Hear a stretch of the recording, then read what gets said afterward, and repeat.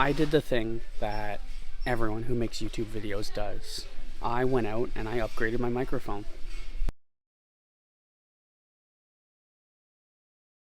In this video, I'm going to go over the 3 microphones that I currently own.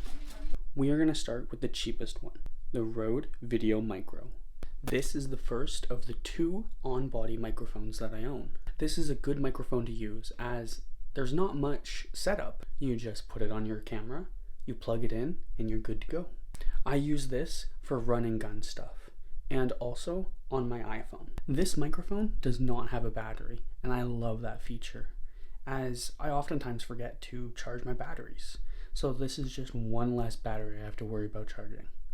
It uses a TRRS cable.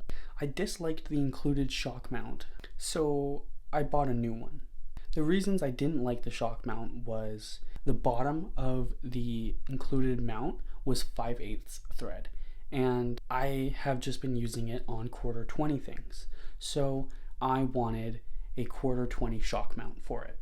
The second reason is that the little fingers on there, they didn't actually hold the microphone up steady. I found that oftentimes the microphone was drooping and not aimed at the correct area.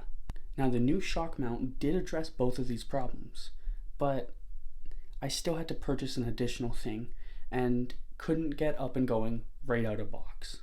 I've really enjoyed this microphone and I used it for most of my early videos. I still even use it for the backup or second angles for some of my stuff. I use it a lot on my iPhone. It's really small, portable, fits onto my small rig iPhone case, and it's just a great overall microphone for cheap. The Rode VideoMic Go 2. This is the second most expensive microphone that I own. I do enjoy this microphone as it's a step up from the first one, while still not needing a battery.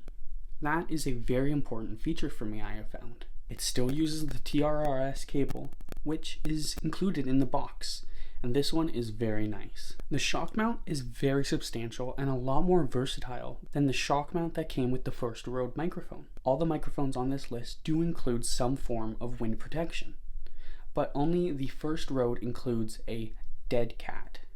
Now, the wind protectors are not just for when you are recording outside. They also help to reduce plosives. Plosives are predominantly caused by the p sound, like popcorn or polar bear. The windscreen that comes with this one is a lot better than the first microphone, as I feel like it's not as cheap and it comes on and off a lot easier. With the first microphone, the dead cat has a lot of trouble coming on and off of the microphone, but this one, the windscreen actually feels like it's fit for this microphone, like it's actually meant to go on this microphone. The Blue Yeti USB. Now this microphone I've had for a very long time. It is the classic, overhyped Blue Yeti. Now I enjoy this microphone a lot. In fact, this is the microphone I use for voiceovers. The Salmon Run is an event that happens once a year, every year, during the fall season, and is a vital part of the salmon life cycle. I do not have the necessary cables to connect this directly into my Canon 90D, but when I pick up the Canon R50, I will be able to use this microphone directly into the camera. This microphone is vastly different from the other 2 microphones on this list. Whereas this is a USB hypercardioid condenser microphone, both Rodes are on-body shotgun microphones. The Blue Yeti is nowhere close to as portable as the other microphones. In fact, mine lives in the studio on a boom arm. Now that I've done a quick rundown on all 3 of these microphones, let's dip our toes a little bit more into the water. Let's do a deep dive, starting with the Blue Yeti. As mentioned, this is a cardioid USB condenser microphone.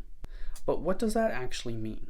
This microphone allows you to choose from different pickup patterns. So let's get into the different pickup patterns. Cardioid pickup pattern is the one that most people will use, and the one that I use. It only picks up directly in front of the microphone. It is used for gaming content or general streaming. omnidirectional mode. Omnidirectional mode picks up evenly from all around the microphone. It isn't the best for gaming or streaming as it picks up the keyboard and mouse. It is a useful pickup pattern for a small group of people sitting at a table. Bidirectional mode. Bidirectional is great for interviews, although it isn't the best mode if you're going to be the only one using it, as it picks up directly in front and directly behind the microphone. Stereo mode. Stereo mode can be a good choice if you need clear separation of the right and left channels.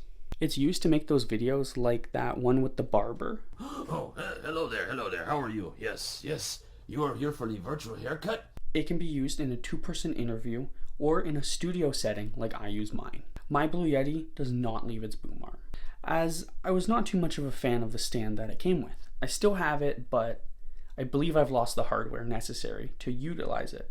The stand that it came with sits on the desk and it does not isolate the sound very much. I use an adapter cable so that I can plug this microphone directly into my iPad Air that I use for editing. I will be getting an iPad Pro because as my edits are getting more advanced, it's starting to crash a little bit. And I'm running out of space on this iPad. So I'm getting an iPad Pro. Video will be coming out soon. The Blue Yeti has a fantastic look if you are using it on stream or on video, with a fantastic metal shell that feels so solid in your hands. It has a metal mesh that protects the multiple microphone capsules that allow you to rotate between the different pickup patterns. In the early 2010s, the Blue Yeti was dominating the microphone scene. Now there are a lot of other options that you can use. If you do want to learn more, I recommend watching Harris Heller. He is a fantastic YouTube creator and he knows a lot more about recording audio than I do.